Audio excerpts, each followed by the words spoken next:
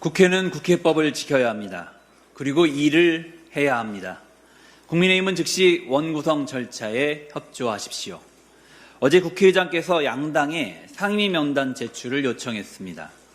민주당은 24일 정오 전 명단을 차질 없이 제출하겠습니다. 국회를 정상적으로 가동하기 위한 절차입니다. 원구성 협상이 이달 내에 마무리되지 않으면 국회는 9월 정기의 개원까지 사실상 개점 휴업 상태가 됩니다. 1년 중 무려 1분기에 달하는 기간을 상임위도 없이 휴업하게 되는 셈입니다. 국민 누구도 이처럼 명분 없는 국회의 근무 태만에 동의하지 않으실 겁니다. 그런데 국민의힘은 원구성 협상의 발목을 잡으며 버티고 있습니다. 그러면서 민주당의 일방적이라는 프레임을 씌우려고 합니다. 이는 사실과 다릅니다. 원구성 협상에 대한 여야의 공감대 형성 과정은 이미 진작 시작되었습니다. 민주당은 지난 전반기 의장 임기가 종료될 무렵부터 후반기 의장을 국회법대로 5월 26일까지 선출해야 한다는 입장으로 야당과 협의해 왔습니다. 다만 지방선거 일정을 고려해 의장 선출 본회의를 6월 5일로 합의했던 것입니다. 그 직후 국민의힘 원내 지도부가 재구성되는 시기였습니다. 이를 배려하여 일정 기간을 두고 6월 셋째 주까지는 후반기 원구성을 마무리한다는 것이 22대 국회 전반기를 마감하며 여야 간에 형성되어 온 공감대였습니다. 그렇게 볼 때 이미 원구성은 상당히 지연된 것입니다. 이러한 맥락을 지운 채 일방적이라고 하는 것은 왜곡이고 발목잡기입니다. 진짜 일방적인 것은 국민의힘의 법사위원장직 요구입니다. 이것이 가능한 조건입니까? 이재명 정부 지난 1년간 국민의힘의 행태가 어땠습니까? 상임위에서 여야 합의로 통과시킨 법안도 국민의힘 법사위원 몇몇이 반대했습니다.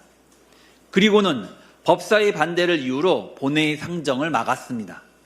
심지어 무쟁점 민생 법안까지 일괄 필리버스터를 걸기도 했습니다. 법사위원장을 달라는 것은 대놓고 국정을 전면 마비시키겠다는 것입니다. 결코 수용할 수 없는 요구입니다. 수용 불가능한 요구를 내걸고 버티는 것이 협상은 아닙니다. 발목 잡기일 뿐입니다. 이제 국회법에 정한 절차와 일정대로 갈 수밖에 없습니다.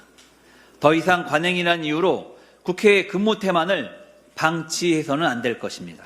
민당은 금주 내에 원 구성이 마무리될 수 있도록 계속 노력하겠습니다. 이화영 재판에서 정치검찰의 조작 기소가 박성재 재판에서 내란 범죄가 다시 인정됐습니다. 국민의힘은 아전 인수 중단하고 윤석열 정권의 과오를 통렬히 반성하십시오. 이화영 전 부지사 재판에서 국민의힘과 정치검찰의 주장은 대부분 기각되었습니다. 먼저 대북 지원 관련 혐의에 대해서는 재판부가 직권으로 공소 기각 판결했습니다. 정치검찰이 공소권을 남용해 기소했다는 사실이 명백히 인정된 것입니다. 이재명 대통령을 엮기 위해 꾸며낸 소위 쪼개기 후원 혐의는 또 어떻습니까? 배심원 만장일치로 무죄 판결됐습니다. 이론의 여지 없이 무리한 기소였다는 뜻입니다.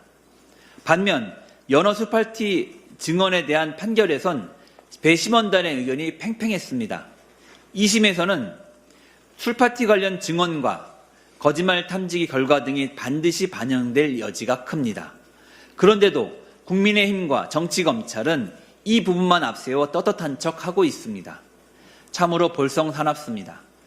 진정성 있는 사과와 반성, 이것이 먼저 아닙니까?